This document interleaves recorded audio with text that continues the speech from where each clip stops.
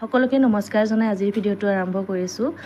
বহুত গৰম পৰিছে, মাছ মাংস তেনেকৈ খাব নালাগে, তথাপি উপায় নাই। আমাৰ মানুহজনে মাছ বা কিবা এটা নাথাকিলে ভাত খাব ইচ্ছা নকৰে, সেইকাৰণে মাজে মাজে মই এনেদৰে বনাই দিবলৈ চেষ্টা কৰিছোঁ।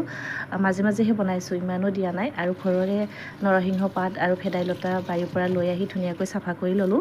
আৰু এতিয়া মই এনেদৰে চৰিয়াটোত চাফা কৰি ধুই লৈ এনেদৰে বাছি লৈছোঁ। আৰু ইয়াতে মই আদা, নহৰু, পিঁয়াজ, জলকীয়া গোটেইখিনি কাটি একেলগতে গ্ৰাইণ্ড কৰি ল'ম। এয়া মই গোটেইখিনি লৈ লৈছোঁ, আদা, নহৰু, পিঁয়াজ গোটেইখিনি লৈছোঁ। আৰু এতিয়া মই গ্ৰাইণ্ডাৰত এনেদৰে লৈ লৈছোঁ। এতিয়া মই গ্ৰাইণ্ড কৰি ল'ম এইখিনি।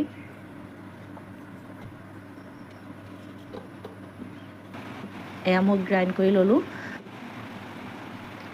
এইফালে কেৰাহী গৰম হৈ অহাত তেল দিলোঁ, তেলত ফোৰণ দিলোঁ, শুকান জলকীয়া আৰু গ্ৰাইণ্ড কৰি ৰখা পাতৰ যিখিনি বেটাৰ সেইখিনি দি দিলোঁ।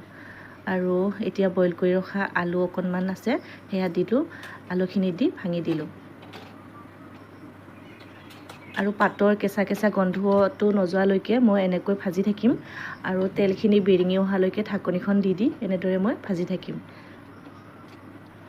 আৰু এতিয়া সোৱাদ অনুযায়ী নিমখ, হালধিখিনি দি লৈছোঁ, আকৌ লৰাই দিছোঁ হেতাখনেৰে।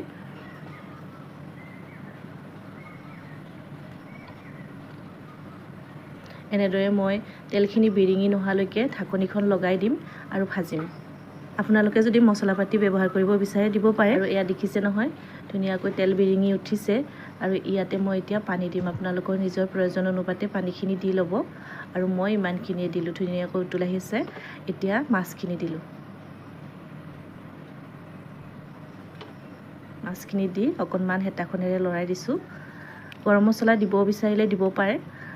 আৰু এয়া ধুনীয়াকৈ উতল আহিছে, হৈয়ে গ'ল। আৰু এতিয়া মই থালিখন সজাই লওঁ। এয়া হৈছে ঘৰৰ নেচেৰা, ঘৰৰ কাচকলৰ ভাজি আৰু নেমু, লগতে তিয়ঁহৰ চাটনি আৰু সৰু জলকীয়া এটা, লগতে ভেদাইলতা, নৰসিংহ পাতৰ মাছৰ আঞ্জাখন।